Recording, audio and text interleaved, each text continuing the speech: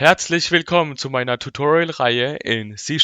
Heute möchte ich euch die mehrdimensionalen Arrays näherbringen. Dazu definiere ich ein mehrdimensionales Array. String, eckige Klammer, Komma, Auto ist gleich New String, eckige Klammer, 2,4.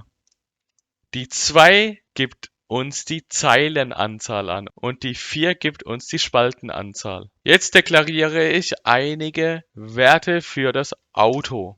Auto, eckige Klammer, 0,0 ist gleich Mercedes.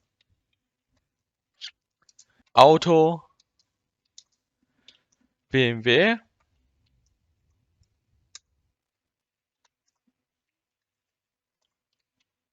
Auto Zeile 0 Spalte 1 ist Dodge. Auto Zeile 1 und Spalte 1 Ford. Auto Zeile 0 Spalte 2 Nissan. Auto Zeile 1 Spalte 2 Toyota. Auto Zeile 0 Spalte 3 Maserati. Auto Zeile 1 Spalte 3 Ferrari.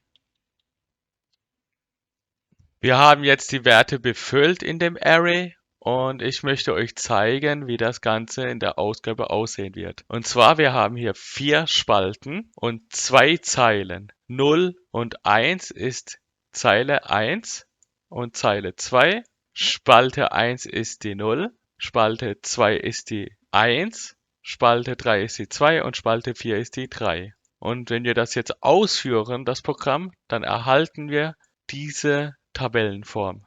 Mercedes ist in Zeile 1 Spalte 1 und Toyota ist in Zeile 2 in Spalte 3. Ich möchte euch jetzt zeigen, wie man ein mehrdimensionales Array noch schreiben kann. Dazu definiere ich eine Array namens Zahlen. Zahlen ist gleich geschweifte Klammer 1,2,3 4,5,6 7,8,9. Diesmal werde ich eine For-Each-Schleife definieren. For each int i in Zahlen console.writeLine i. Führen wir das Programm jetzt aus, dann erhalten wir die Zahlen 1 bis 9 auf der Konsole. Um es für euch verständlicher zu machen, habe ich das hier entworfen. Das hier ist Zeile 1, das ist in Zeile 2 und das in Zeile 3. 1, 4 und 7 ist in Spalte 1, 2, 5, 8 in Spalte 2 und 3, 6, 9 in Spalte 3. Führen wir das Programm aus, dann sieht das wie folgt aus. 1, 2 und 3 ist in Zeile 1, 4, 5, 6 in Zeile 2 und Zeile 3 ist 7, 8 und 9.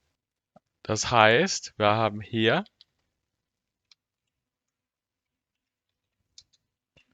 Zeile und die Spalte. 0 entspricht der Zeile 1 und 1 entspricht der Zeile 2 und 2 entspricht der Zeile 3. 0 entspricht Spalte 1, die 1 entspricht die Spalte 2 und die 2 entspricht die Spalte 3. Ich hoffe, ihr habt das Thema mehrdimensionales Array verstanden und falls ihr noch Fragen habt oder es noch nicht ganz verstanden habt, dann schreibt unten in die Kommentare und ich antworte euch. Wenn euch das Video gefallen hat, dann lasst ein Like da, abonniert und teilt meinen YouTube-Kanal. Wir sehen uns dann im nächsten Video. Bis dann, ciao!